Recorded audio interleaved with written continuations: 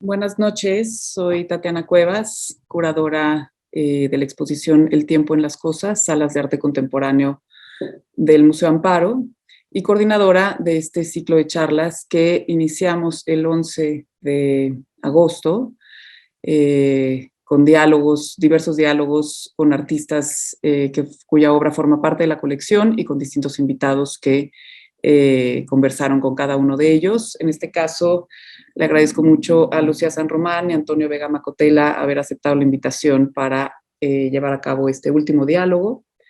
Si quieren, Antonio y Lucía, encender sus cámaras. Voy a leer brevemente unas semblanzas que se acompañan con unas imágenes. Lucía San Román es directora del Laboratorio Arte Alameda, donde explora un modelo de gestión que emerge del contexto atento a equidad e inclusión y que concibe la tecnología de una forma amplia y crítica. Su trabajo como curadora se ha enfocado en la investigación de procesos participativos y sociales. De 2015 al 2018 fue directora de artes visuales en el Yerba Buena Center for the Arts en San Francisco, donde organizó diversas exposiciones, entre ellas una exposición con Tania Bruguera, con Future Makers, y una exposición con Susan Lacy, que fue organizada por el YBCA, con el San Francisco Museum of Modern Art, y sus curadores Rudolf Freeling y Dominique Wilson en 2019. Lucía San Román ha recibido la beca Andy Warhol Foundation for Visual Arts en 2016 y National Endowment for the Arts, entre otras.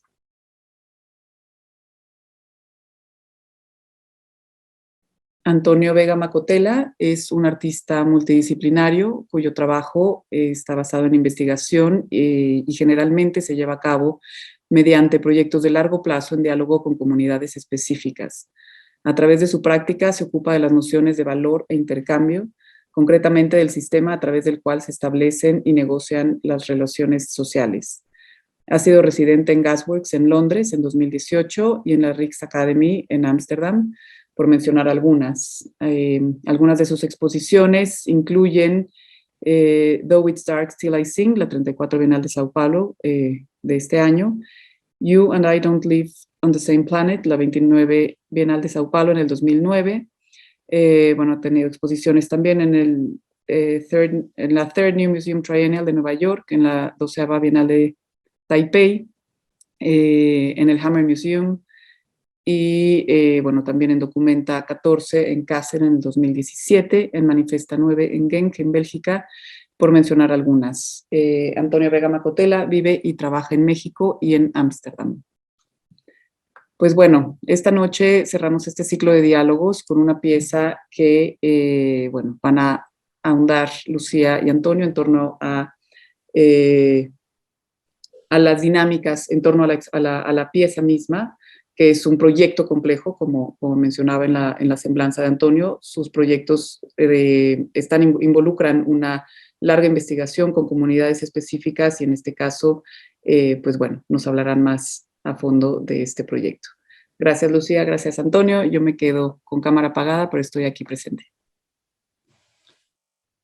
Muchas gracias, Tatiana, por invitarnos a llevar esta charla, y gracias al Museo Amparo por hacerla posible, y los congratulo por la increíble y hermosa exposición de colección que has preparado como curadora invitada, y al igual al Amparo por llevarla a cabo. Realmente es una de las, no exagero, y no es nada, yo no soy exagerada, sí soy exagerada, pero no digo mentiras.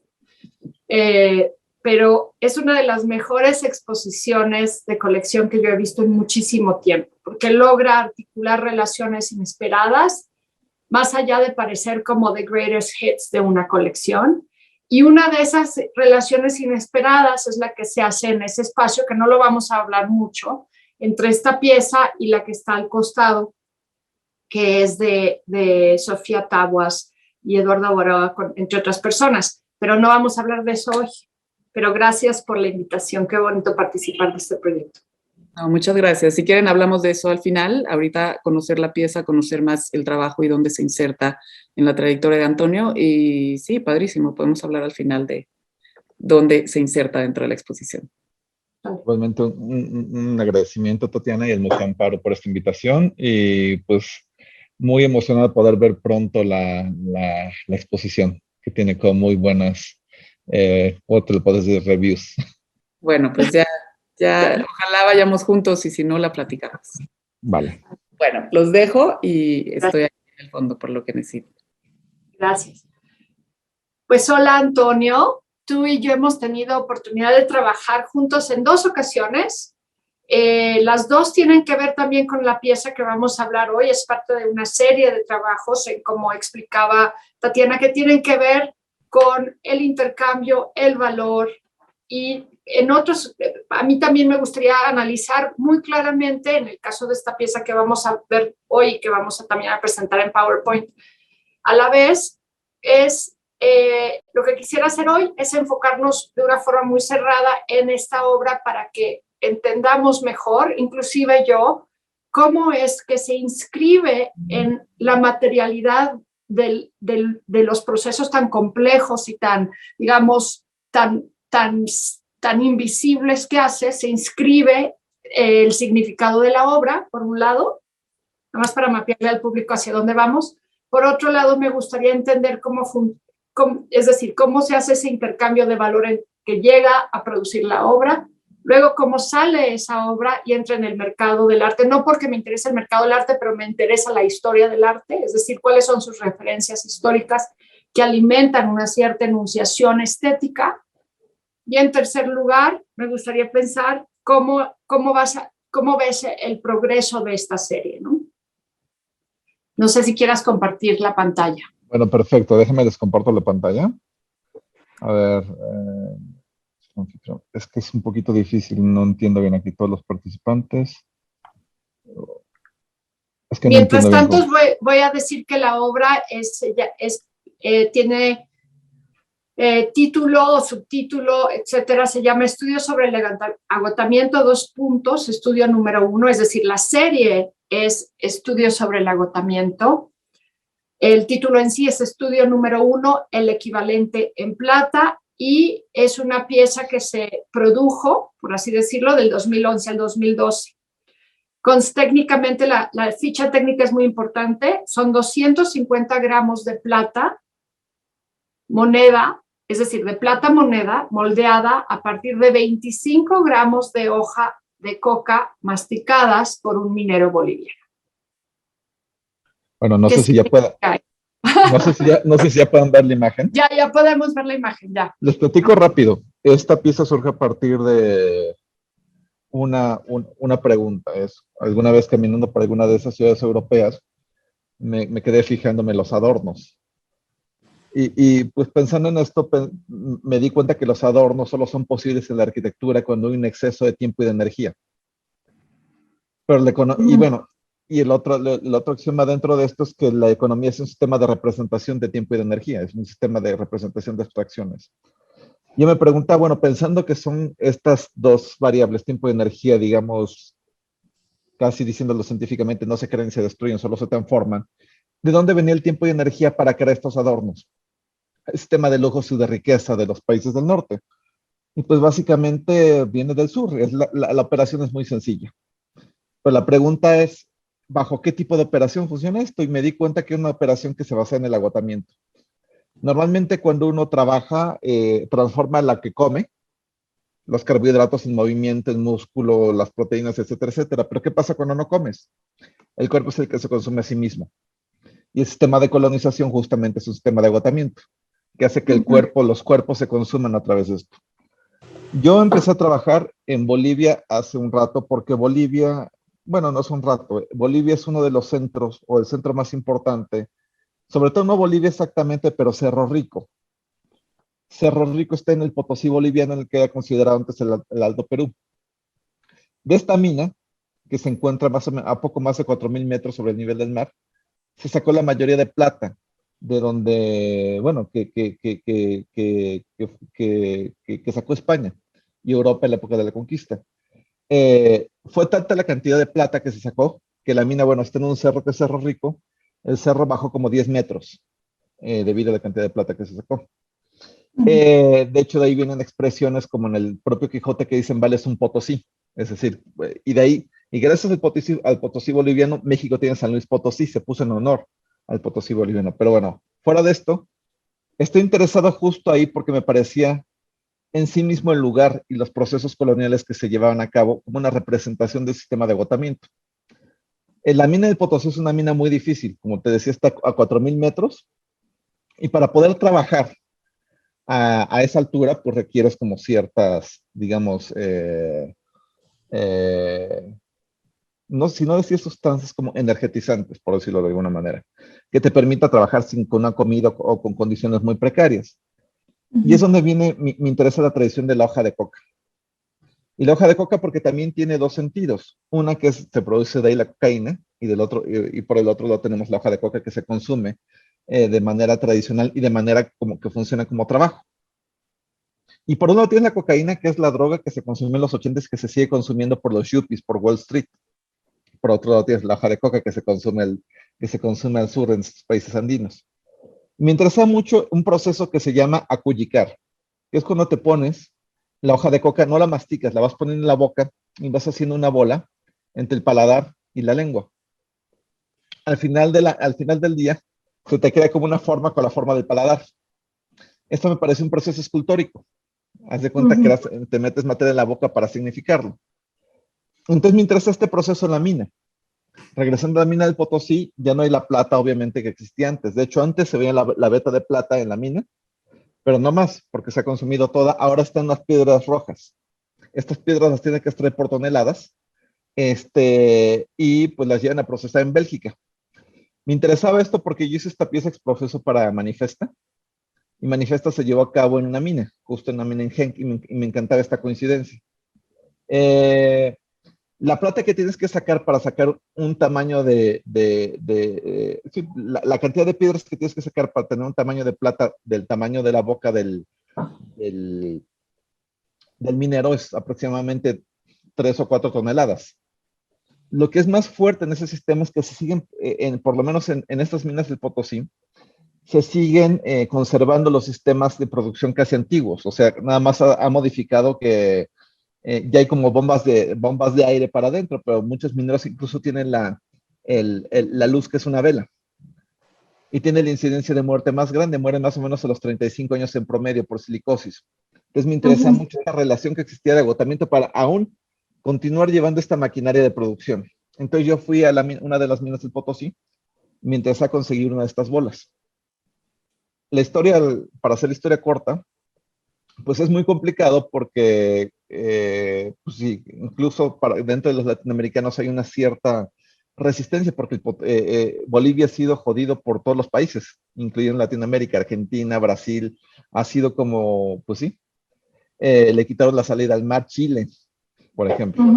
Le quitaron la salida al mar, ha sido como golpeado por muchos y hay como una cierta reticencia por parte de muchos de los pobladores y es un poquito más duro en Potosí, entonces fue negociar durante un rato que me dieron una de las bolas.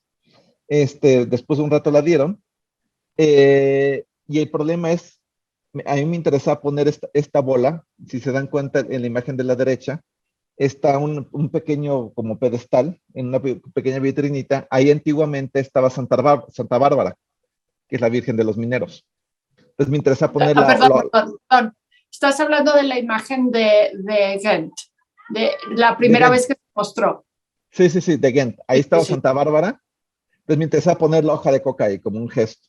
Como te puedes imaginar, fue muy difícil llevar una bola de coca a Bélgica.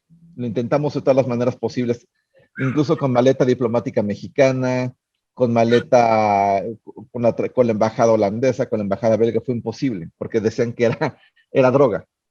Y fue muy, muy, muy complicado. Entonces, me puse a pensar en esta equivalencia, por eso se llama la equivalencia de la plata, preguntándole al minero cuánta plata sacaba más o menos en un día y lo que consumía y era más o menos la bola que tenía. Entonces, hablando con el platero, llegamos a la conclusión de que sería increíble, en vez de usar cera, poner la bola de coca en medio de un molde de plastron y vertir, bueno, llenarla de yeso y en el hoyito que queda, vertir directamente la plata caliente. Entonces lo que pasó al final, que esta no es realmente una bola de plata, es una bola de saliva, de plata y de hoja de coca. Con la forma ¿cómo se llama? Del paladar del minero. Del paladar del minero. Entonces esto hablaba a muchos niveles, desde el paladar del minero que tiene que ver con el lenguaje, con el hablar, hasta el propio gesto de una equivalencia que tiene que ver con el trabajo y con la explotación. Y que justamente se crea esta explotación para ser mostrada en un país donde se lleva la propia mina. Entonces es un juego que se llevaba en varios niveles ahí. Y ahí comienza digamos, el trabajo que devino en otras piezas que me gustaría mostrarles para regresar a esta de nuevo. Sí, pero antes de regresar a esta quisiera anotar un par de cositas. Me parece que, bueno, yo de hecho nada más te quería platicar que fui a Ghent a ver esta manifesta.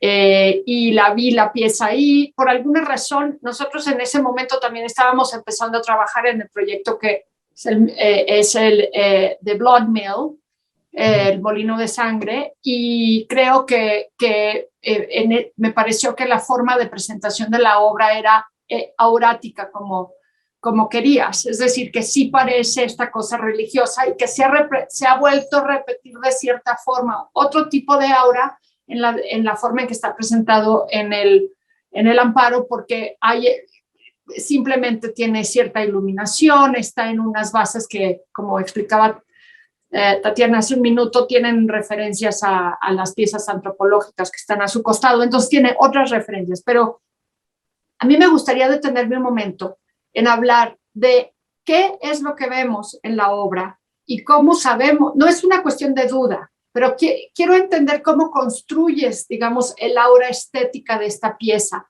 en la cual se requiere de mi confianza a ti como artista, de que toda esta narrativa es en verdad real. ¿Por qué? Porque, ¿cierto? Como el dinero mismo. Pero esa es una parte muy interesante que tiene que ver con dos cosas fundamentales que pueden sonar cursos. La primera es la noción de magia, ahorita voy a abundar en eso, y el fantasma. Okay. Primero, la noción de magia es el encuentro de dos mundos, es decir, donde el mundo simbólico con el mundo material se encuentran y uno afecta al otro. Todos los rituales utilizan medios físicos para afectar el mundo simbólico y viceversa. Es un juego entre las dos cosas, donde los dos afectan el uno al otro. Por el otro lado tenemos el fantasma. El fantasma son estos seres que se encuentran en medio de dos o más dimensiones. Pero, por ejemplo, en nuestro caso, el fantasma tradicional, entre los muertos y los vivos, requiere siempre de un elemento físico para presentarse. Vámonos a la imagen más sencilla de todas, que es el fantasma, que es como una sábana con dos hoyos y que flota. Si quitas la sábana, el fantasma desaparece. Pero la sábana no es el fantasma. Y también funciona con los poseídos, que necesitan un cuerpo para manifestarse. Y es eso. Con la obra de arte es muy parecido, es un sistema de posesión. Hay una serie en este sentido, de procesos mágicos o rituales, en este sentido amplio, donde metes un fantasma dentro. En este sentido es muy parecido a lo que pasa, por ejemplo, con Tere Margolis. Que el hecho de que tenga agua de muertos, por ejemplo, es lo que le da esta otra dimensión, que lo lleva a otro lugar. Sí. Entonces, parte de eso que tiene el acto literal que requiere de que todos estemos de acuerdo que sí sucedió, como los huesos del santo, ¿no? Exacto. Y el eso de estar de acuerdo es lo que conecta con la parte de dinero. El dinero es un agreement. Y el dinero se lleva a cabo bajo un sistema de procesos rituales. Para que tenga el valor de dinero tiene que estar soportado por un Estado y tiene que tener un sistema simbólico que le da esta connotación que es un agreement de nuevo. Que todos creemos que una moneda es una moneda o que un billete es un billete y que vale, porque hay una serie de rituales aceptados en la sociedad y una serie de juegos simbólicos que le dan valor a esto. Es un billete y que vale, porque hay una serie de rituales aceptados en la sociedad y una serie de juegos simbólicos que le dan valor a esto. Bueno, hubo una cuestión con el audio. Algo sucedió raro con el sonido, como que se repitió lo mismo, ¿cierto? Sí, pero bueno. Digamos. Entonces, dentro de esto, y es muy importante lo que pasa con el dinero, porque el dinero, la magia y el arte contemporáneo, o el arte, no va muy separado. Por ejemplo, yéndolo de otra manera más pop, cuando vas a las tiendas de antigüedades y te dicen, esto perteneció a Elvis. El hecho de que pertenece a Elvis le da otro sistema de valores, otra cuestión que es porque tiene el fantasma de Elvis ahí, ¿sabes? Sí, sí, sí. Así como esta pieza tiene como el fantasma de esto, o como lo que intentaba hacer en la cárcel. O sea, sí. que Entonces aquí el fantasma, hay como 3 o 4 fantasmas. El fantasma de tu relación con bueno, sí, el fantasma de tu relación con el minero que se va hacia Time Divisa, es decir, ese intercambio, esa digamos, sombra de sociabilidad que no es comunitaria, y luego podemos hablar de eso, pero de relacionalidad, está ese fantasma. Está el fantasma del acto de chancar coca para subir al Potosí, y entonces poder hacer esa actividad. Está el fantasma de las economías antiguas, coloniales, que sacaron, extrayeron y de verdad destruyeron, digamos que ese extractivismo que hizo que mientras este continente físicamente se reducía a que él se levantaba, ¿no? Y últimamente también está el fantasma del valor que tiene la obra ahora en cómo circula en este mercado, en el cual nosotros somos parte, que es el mercado del arte, que tiene también 2 factores, el simbólico y el mercado literal de valor económico, ¿no? Exacto. Son muchos fantasmas en este cuarto, pues. Y lo que es más interesante es entender también que los artistas tenemos esa posibilidad de hacer fantasmas. Pero dentro de esto hay una cuestión que es fundamental, y es la parte material. Todo fantasma requiere una manifestación matérica para estar. Aunque sea leve, aunque sea efímera, aunque sea lo que sea. Desde los cuerpos en el performance hasta los registros mínimos de una obra de arte conceptual. Siempre es necesario. El fantasma siempre requiere su sábana. En este sentido, la sábana de esto es esto. Incluso, por ejemplo, los que parecen totalmente incorpóreos, como sea los NFTs, por ejemplo. Bueno, el NFT no es una pieza de arte, más hacer una aclaración, es un certificado de autenticidad, básicamente. Pero sí, para que el certificado tenga el agreement, tiene que ser quemado algo. Literalmente, quemas energía y quemas tu computadora para que todo el mundo diga, eso existe. Esta repetición de sistemas de agotamiento que vienen desde hace mucho tiempo, y eso que culturalmente es aceptado, y la forma en la que creamos valor. Es importante entender que el valor en un sistema económico contemporáneo se crea a través del sacrificio. Y eso es de todos los sistemas. De todos sí, bueno, de todos los sistemas, justamente, pero sobre todo ahorita. O sea, el crecimiento, porque lo que hace el sistema económico es que crea un sistema de crecimiento, pues son abstracciones. Quemamos el mundo para generar estas abstracciones, pero bueno, ya no ahondo más en eso. Muy bien. Entonces, bueno, sí, adelante. Adelante. No, ya, dime mejor, es mejor. De alguna forma yo pienso que en términos de cómo, digamos que el valor simbólico agregado de la pieza tiene estas referencias claras, es el fantasma de todos esos intercambios, etcétera. Pero a mí siempre me da mucha curiosidad cómo decides la forma que le das a esto, porque bien podrías haber decidido que el fantasma de serie de ejercicios de intercambio iba a ser una pintura de street art en una esquina. ¿Por qué decides que sea este gesto tan mínimo, en cierto sentido? ¿Por qué tiene que ser la marca del paladar del minero? Porque justamente está yo muy interesado en el acto de acullicar. ¿Cómo contribuye este sistema de agotamiento? Y encontré en la boca del minero la parte más poética, porque se le habla también. Porque no puedes hablar cuando lo estás haciendo. ¿Me explico? Porque y sobre todo una cuestión pensando en nociones escultóricas. Para mí, lo voy a decir así como muy, muy a grosso modo, una escultura es, más bien esculpir, es quitar o agregar material para significar algo. Entonces entiendes que el material simboliza, y que lo quites o pongas de ciertas o tales maneras significa algo, o cómo lo pongas en el espacio. Para mí eso es escultórico. Y perfectamente me gustaba la cuestión de que mientras se trabajaba la lengua, amasaba y la lengua daba forma a la coca. Entonces, creo que las piezas que, por lo menos en mi caso, que funcionan mejor, son las que intentan ser más mínimas, intentan ir de manera más directa, las veces por lo menos. Yo he intentado ser más cerebral, me han salido peor. Entonces, como llegar en esta tradición era lo que me importaba. Y para mí esa tradición no es el arte conceptual per se. Yo veo un vínculo más cerca, aunque sí lo es, obviamente, y el post conceptual y todos estos posts, pero a mí me gusta pensar un poco en tu obra en relación al arte de sistemas. Y el arte de sistemas, en cierta medida, también al arte de crítica institucional, no necesariamente hacia el interior del mundo del arte, pero crítica institucional pensada en cómo, por ejemplo, un artista como Hans Haacke Konek hace una crítica del sistema del arte, pero también del sistema económico detrás del cual, o que hace que el sistema del arte funcione, ¿no? Entonces, por un lado, me parece que estaba pensando hoy ¿cómo vamos a hablar de esto? No es la forma en que está producida la obra. La razón que me recuerda al arte de sistemas es porque el arte de sistemas, como el minimalismo, pero desde otra perspectiva más sistemática y estructurada, todas las decisiones formales que llevan a su ejecución física en el mundo, a la sábana del fantasma, están inscritas en la condición misma del fantasma. Es decir, es como si el fantasma fuese la sábana, en cierta forma, no del vacío que existe atrás de esa sábana, ¿no?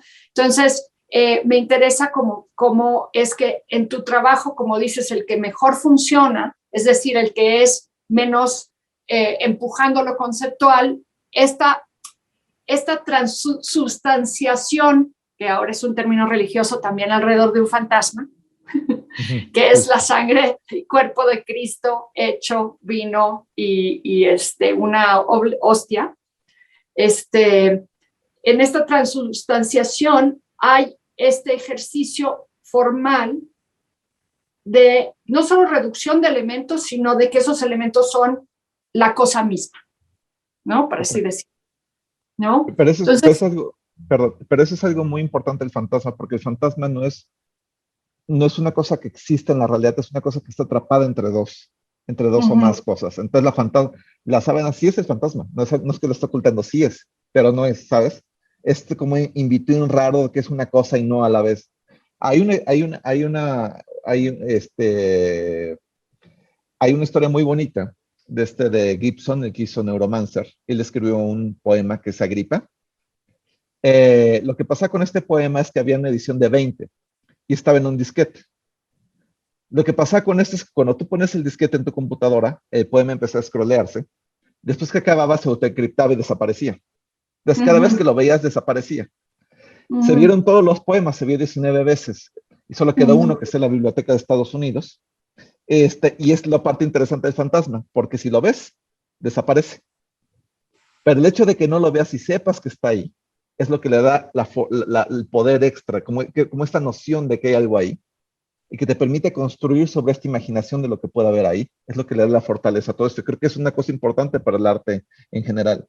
El hecho de que sabes que hay algo que es inasible, que es como inagarrable, es una de sus más grandes fortalezas, que tú tienes de alguna manera que completar, que especular, y es lo que te permite que pienses en otros niveles.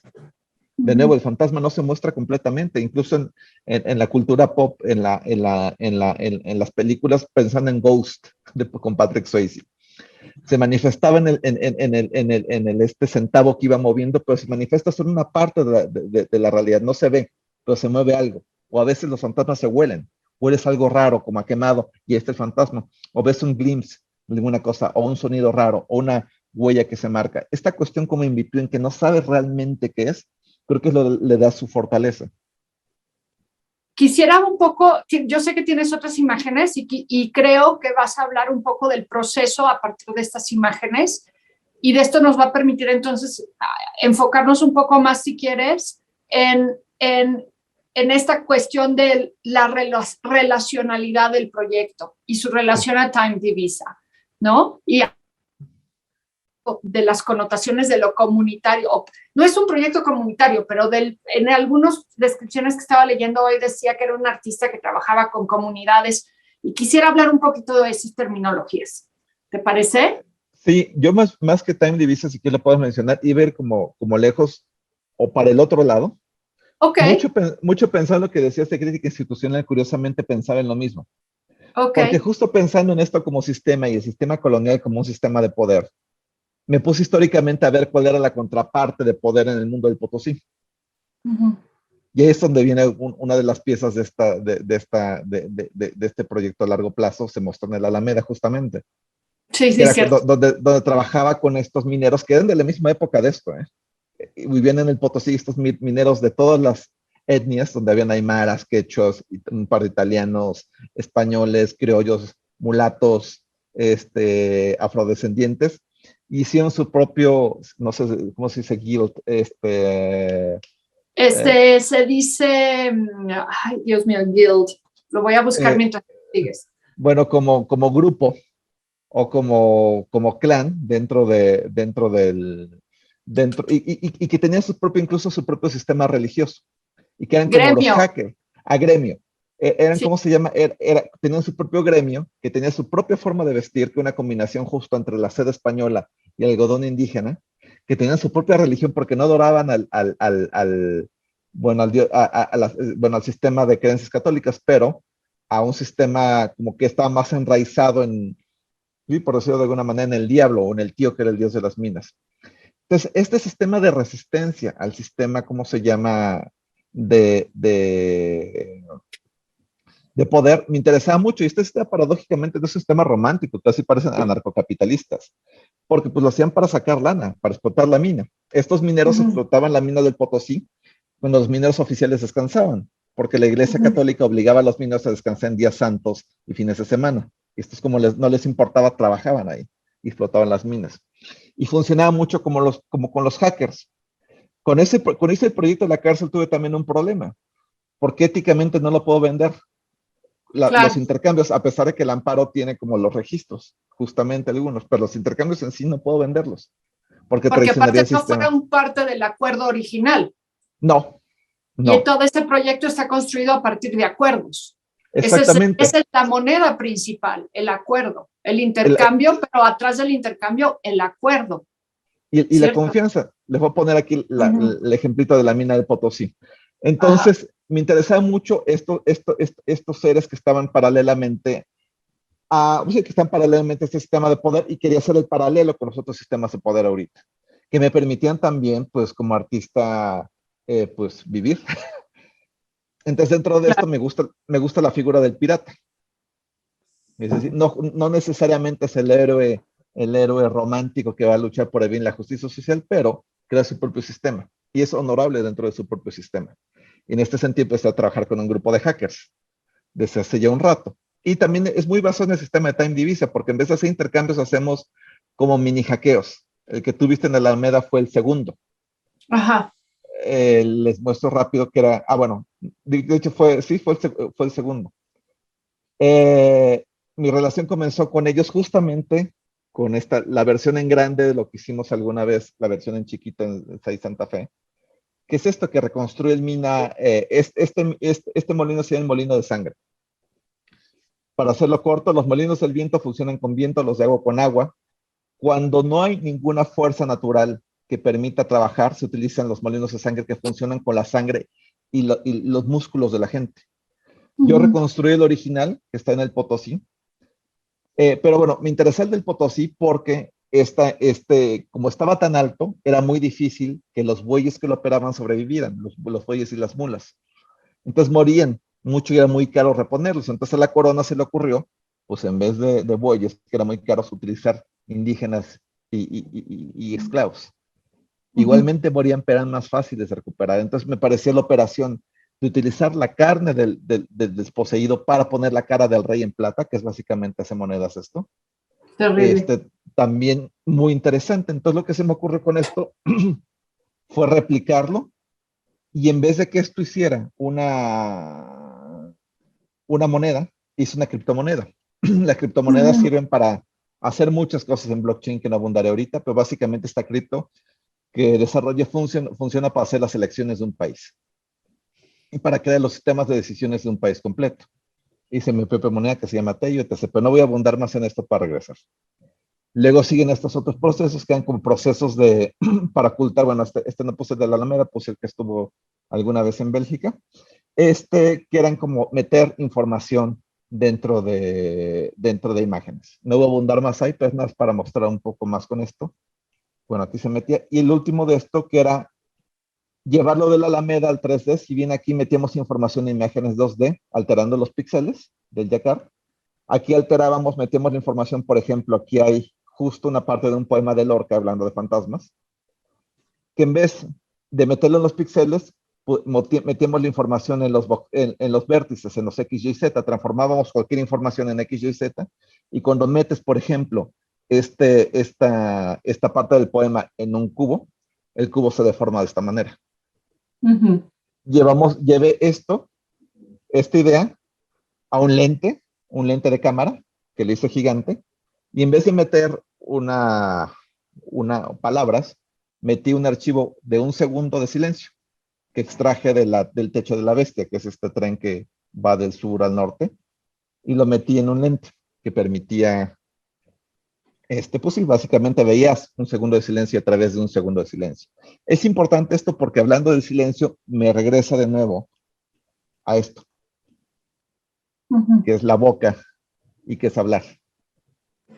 Entonces, es como este círculo que va llevándose, que va desde empezar por cómo está una estructura de poder, que todo poder es opresivo hacia el sur, hasta intentar buscar maneras en este sentido de salir. Y era como lo que te decía, de salir desde esto que es la boca, la palabra, el hablar, a esta parte del silencio, y todos siguen siendo de lo mismo. Y las relaciones entre ellas, entre las piezas, en cierta forma, estas formas de intercambio que están atrás, digamos, que son una parte, no son la única parte, pero son una parte de la coseidad de estas obras, estos intercambios sociales, ya sea entre mineros, en el caso de los hackers, por ejemplo, en las piezas en los gobelinos, ¿no? Sí, ese es el grupo de personas con el que hay un intercambio que alimenta cierta información que se captura en este objeto, ¿cierto? Sí. Y en el caso último, de la última pieza que has mostrado muy, muy rápidamente, del minuto de silencio de la bestia, ¿sucedió eso también? ¿Estuviste trabajando con personas ahí también?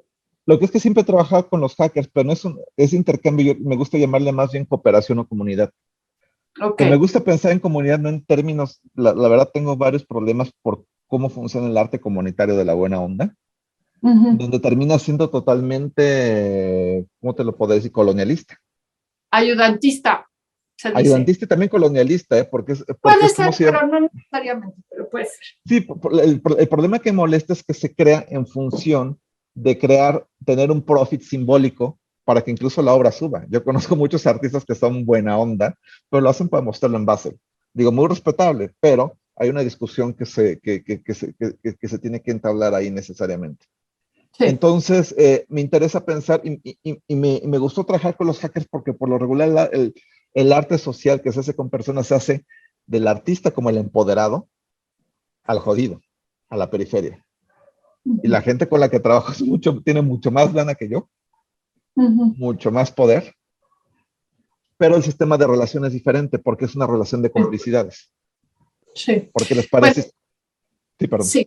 Yo aquí querría decir que, como en todas las obras artísticas, yo que soy curadora de arte participativo, social y comunitario en cierto sentido, o de artistas más que de arte en general, pero de artistas que hacen eso, te puedo decir que mi aprendizaje ha sido que se tiene que hacer el mismo nivel de lectura cercana a ese tipo de proyectos que se hace a cualquier otro tipo de obra de arte, ¿cierto? Una lectura cercana que no necesariamente es una crítica de arte, pero que no excluye la crítica. La diferencia básica es que en la producción artística de objetos para consumo o lo que tú quieras, no quiero ser como... no quiero ser cínica en cómo describo la obra de arte histórica, tradicional y contemporánea en este momento que circula en el mundo del arte. Tampoco quiero ser como soft hacia las prácticas comunitarias. Lo único que te puedo decir es que de este lado nunca puedes dejar la ética de al lado. Nunca. La ética es un elemento más metodológico que se tiene que tomar en cuenta. Y medir la ética de un proyecto te saca del mundo del arte y te mete en otras cosas muy distintas que son muy difíciles de mapear.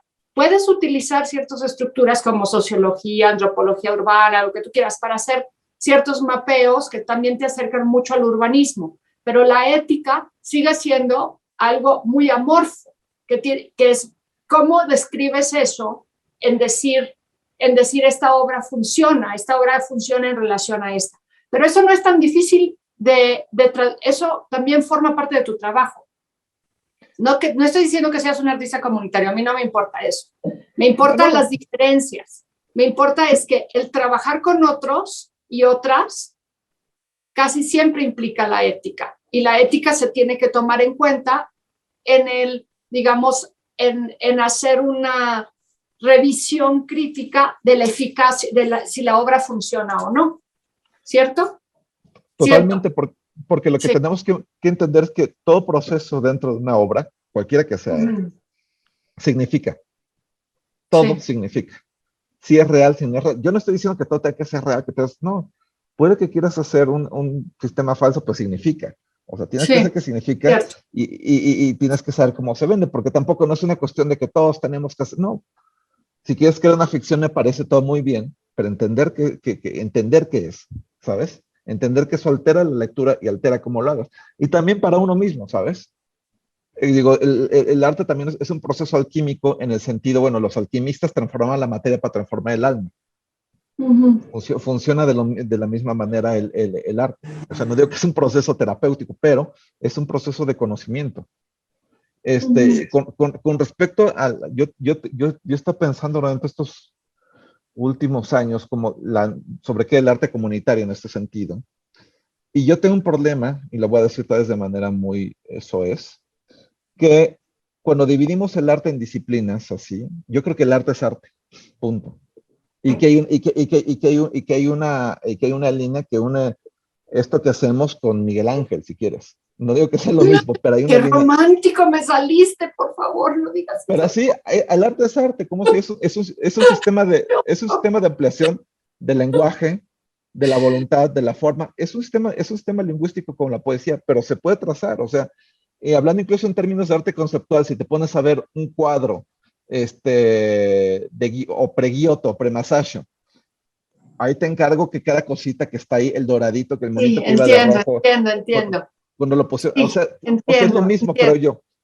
No, pero el problema que yo tenía dentro de esto es que, por ejemplo, cuando dividimos, a veces se me hace, por ejemplo, este es arte electrónico, este es arte social, es como si dijéramos, este es acuarela, este es óleo, me da la misma impresión a veces.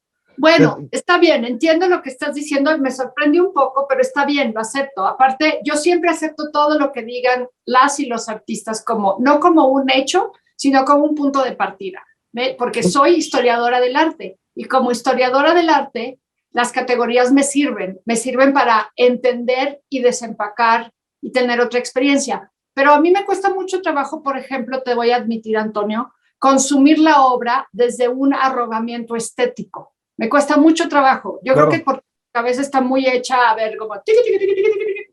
Con una sola cosa todavía me pasa que no debería de decirlo públicamente, pero es con la pintura y sobre todo la histórica. Imagínate nada más. Todavía así como las meninas. Pero las meninas está cabrón a muchos niveles. Tanto desde el punto de vista de composición hasta histórico, hasta simbólico. Está... Pero, por ejemplo, es algo más. Regresando a esto, ¿cómo te lo podré decir? Creo que hay dos cosas que son importantes mencionar, dos conceptos. Uno que es el concepto de sensibilidad y otro que es entender que el arte es necesariamente complejo. Y la complejidad es que tiene varias capas de lectura. Toda pieza tiene muchas capas de lectura. Entre mejores, la pieza tiene más capas de lectura consistentes entre ellas. Y la sensibilidad es la contraparte, es saber leer esas capas de lectura. Sí. O sea, puedes que veas una pieza que dices, me pegó. Pero vas construyendo sobre eso. Entiendo. Pero hay varias otras formas de entender la obra de arte y me sorprende mucho, de verdad. Yo creo que también es tu tendencia hacia lo místico, el fantasma y esto, ¿no? Porque me sorprende porque, por ejemplo, si tú tomas como punto de partida un análisis marxista de cómo se genera el valor y por qué es que tienen valor las obras en términos de su de la forma en que son, digamos, su aura es la condición contextual de un espacio-tiempo específico, ¿no? En términos históricos o en este momento, que articulan algo particularmente presciente e importante, que hasta puede ser futurístico, pero a partir de un análisis absolutamente no místico y no de la esencia del arte, ¿no? Entonces, yo no soy como tan ideológica en ese sentido, pero ciertamente estoy educada más hacia una historia del arte como una experiencia más marxista del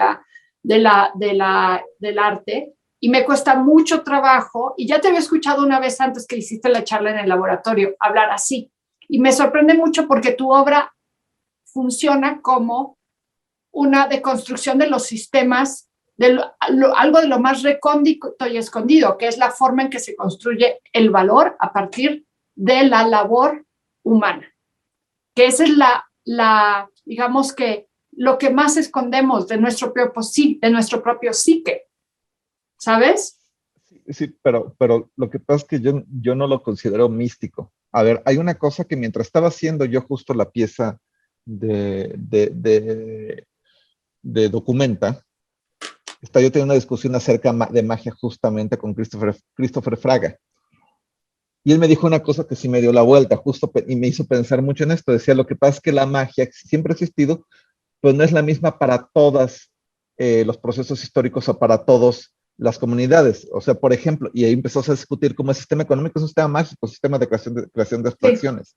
Sí. Lo que pasa es que también de manera occidentalizados, decimos que esto es magia, esto pertenece a las tribus, esto es, no sé, folclórico, y lo que hacemos nosotros no es parte de la civilización. Y la verdad es que seguimos trabajando con los mismos arquetipos. O sea, no hay mucha diferencia entre las cosas. Creo que también una cuestión de cierta arrogancia del western, de separar estas dos cosas. Mi punto más bien es que no hay muchas separaciones si lo piensas. Nada más que sí, los elementos son muy diferentes. Pero cuando te pones a pensar, por ejemplo, que las monedas que utilizamos tienen caras de muertos, y que para que un héroe sea héroe y pueda parecer idea de morir, muy parecido a los santos del catolicismo. Bueno, la Queen Elizabeth is not dead yet. Bueno, pero pronto, o sea, no creo que dure tanto. Nearly dead, no, pero tiene muchos años de aparecer en la moneda inglesa. Pero bueno, pensando tal vez en la parte protestante, no, pero en la parte católica está lleno de santos y de mártires. Es decir, te pones a ver la construcción simbólica de toda la numismática de incluso hasta de Estados Unidos, te das cuenta que estamos llenos de fantasmas y de muertos literalmente. Y que incluso los símbolos que se utilizan son símbolos místicos, o sea, ve el dólar, por ejemplo. Sí, todos, la forma en que se construye las monedas y los billetes. De hecho, hace poco fui a ver el nuevo museo del Banco de México, que está al costado del ¿cómo se dice? De Mexican Post, ¿cómo se dice? Bueno, al costado del Bellas Artes. Y está muy padre y han hecho un muy buen trabajo de educar a las personas de cómo funcionan y ves muy detalladamente cómo se dibujan los billetes y demás. Quisiera abrirla un poquito si te parece. ¿Te parece? Perfecto, está buenísimo. Para ver si el público tiene alguna pregunta por ahí que nos manden o algo así, antes de que sigamos por el camino de los fantasmas y que me parece que esa forma de entender la obra, Antonio, a pesar de yo siempre hago preguntas, pues, esa forma de entender la obra a mí me sirve mucho, hablando ahora como historiadora, me sirve mucho para delucidar las operaciones que están detrás de ella, ¿no? Es una buena metáfora. Y también me parece que es casi, a pesar de mis resistencias a creer en lo que estabas diciendo de que esta esencia del arte, pues sí tiene eso, la pieza que está en el Amparo, sí tiene el estudio número 1, el equivalente en plata, sí tiene esa capacidad, sí es un reliquiario, reliquia, tal vez. Sí. Pero relicario, pues que contiene, ¿no? En este caso no es el pedacito del huesito del santo o del santo, sino es el esfuerzo, o sea, es el tiempo invertido es todavía más allá, más abstracto en ese sentido. Y creo que yo no también escuchar la alegoría, digamos, del fantasma me parece también como además un hilo conductor a lo largo de muchas de tus piezas, que es muy interesante. Yo lo había entendido, siempre lo había entendido más tu trabajo como el contener algo abstracto, algo que es, o sea, un valor simbólico, ya sea el intercambio, ya sea el esfuerzo, ya sea el tiempo, todas estas cuestiones que son inasibles, cómo hacerlas materiales, y eso es lo que, así es como he entendido en buena parte de tu trabajo. Pero el hecho de transferirlo también, transferirlo al fantasma y también hacerlo más cotidiano dentro de todo, ¿no? O sea, a veces solemos leer las obras con esta seriedad o creo que lo has aligerado un poco en ese sentido, ¿no? De pensar en el fantasma de Elvis y pasarlo con todo respeto, obviamente, a lo que es el fantasma de ese trabajo invertido en extraer estos X gramos de plata. ¿Cuántos son? 250. Y pues lo que implica, o sea, porque no es nada más la hoja de coca. Me parece muy interesante también que lo hayas localizado en el habla, porque es además pues todo ese trabajo silencioso, ¿no? O sea, que viene del trabajo de una masa minera que están, o sea, lo que decías también con el molino, no importan las personas, lo importante es el resultado y lo que se obtiene, y que es de las condiciones más atroces de la historia de la humanidad, en todos sentidos, ¿no? Desde la esclavitud, que no tiene ninguna diferencia con la labor supuestamente remunerada de un minero, que al final el beneficio definitivamente no es para ellos, ¿no? Claro. Entonces, bueno, creo que no nos han puesto preguntas todavía por acá. No pero, nos han puesto preguntas. Pero no, Antonio, si quisieras agregar alguna otra cosa en relación a estos temas, o bien, me parece muy importante también tomar en cuenta la crítica que haces a esta cuestión de lo, ¿cómo dijiste? No comunitario. ¿Cómo te referías en Time Divisa a esos intercambios o a tu participación en estas? Porque participaste en Time Divisa, que fue un proyecto que se hizo 2006 a 2016 o 13, no me acuerdo bien la fecha. A 2011, 2010. 2010 2012, en el cual en realidad establecías una moneda de intercambio que era tu tiempo por el tiempo de presos, es decir, personas cuyo cuerpo está absolutamente capturado en una condición de pérdida de derechos. Es que de ahí también me gustaría como nada más aclarar una cosa, pensar en moneda. Hay que hacer en términos económicos una diferenciación entre dos conceptos. Uno es dinero y otro es moneda. Ajá. El dinero es este ente abstracto, pero la moneda es la representación matérica de esto. Es lo mismo fantasma y sábana. La moneda es la sábana del fantasma. Entonces lo que yo sé con los presos, nuestro intercambio era el tiempo y la moneda era el registro. Entonces lo que yo les llevaba era mi moneda de pago y ellos me daban su moneda de pago. Entonces era como una parte muy importante dentro de esto. Como de ahí empezó justo esta idea de empezar a diferenciar entre las dos cosas. ¿Cómo se llama? Entre esta dualidad de las dos cosas, el contenedor de la cosa y digamos la esencia, si le quieres llamar, de eso, que va a mezclar las dos. Y es parte del gran problema, que esta relación en el sistema económico es un sistema basado en sacrificios, en sacrificio. O sea, el sistema económico requiere el sacrificio del mundo para generar estas abstracciones. Lo requiere necesariamente para que toda la gente crea, ¿cómo se llama?, que eso vale. Digo, a mí se me parece como una maldición, de la más terrible que creo que va a acabar con la humanidad, de ganarás tu sustento con el sudor de tu frente. Eso dice mucho. O sea, te tendrás que chingar para poder comer. Y eso dice muchos niveles. Porque con eso lo extrapolas a un sistema que busca un crecimiento exponencial, en sistemas económicos como el interés compuesto que se va sumando, pues llegas a la destrucción del mundo, al calentamiento global, a un sistema insostenible. Entonces era como esto que es muy importante. Entonces dentro de esto, si bien suena parte mística, creo que pasarlo a términos, sino místicas como más primarios de nosotros, que todos compartimos. O sea, todos seguimos jugando con fantasmas, todos seguimos haciendo magia. Incluso tan creemos en eso que les aseguro que si ustedes supieran que mataron a alguien en la silla donde están sentados, no se sentarían ahí. A pesar de que las sillas sean lo mismo, o sea, Pero si supieran eso, De ninguna no forma. se Yo ya sientan me ahí. hubiera quedado de casa. No. Entonces, ok, ahí se sentó, digamos, 10 hordas.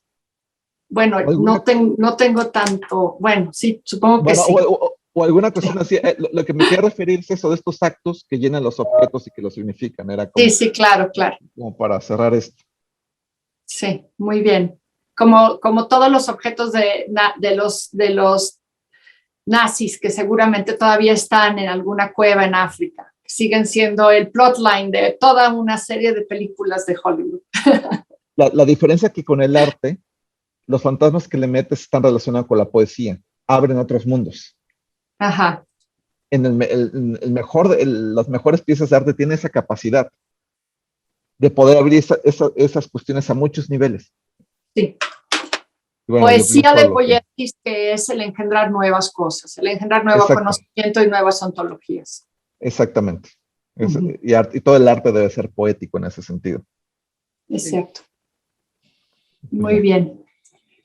Pues muchísimas gracias, Antonio, Lucía. Creo que concentrarse en prácticamente una sola pieza fue riquísimo. Les invito a que, bueno, Antonio, ojalá acabas de llegar, pero en cuanto puedas, que te des una vuelta por la exposición. Lucía, tú ya fuiste. Y, bueno, todo el público que nos escucha o que nos escuchará más adelante, pues bueno, vayan a ver la exposición. Es una exposición permanente que tendrá rotaciones periódicas a partir de, supongo, la segunda mitad del próximo año, así que hay tiempo para verla, pero es una exposición que está concebida precisamente para tener esta apertura a distintas lecturas cada vez que uno pueda recorrerla, visitarla, ir encontrando diálogos distintos. Creo que eso es algo que se ha logrado y que es interesante para poder indagar y encontrar estas otras conexiones que pueden dar nueva luz, así como este pequeño objeto de Antonio, toda la referencia que trae atrás y a lo que conduce. La exposición pretende hacer estas vinculaciones, así que, pues bueno, ya en diciembre ojalá haya tiempo pronto para que la puedan ir a ver. Así que muchas gracias, muy buenas Muchas gracias, Tatiana y Antonio. Un abrazo a las dos y muchas gracias, Lucía, Tatiana. Hasta luego. Cerramos este ciclo de charlas y diálogos con artistas de la colección del Museo Amparo. Muchas gracias y buenas noches.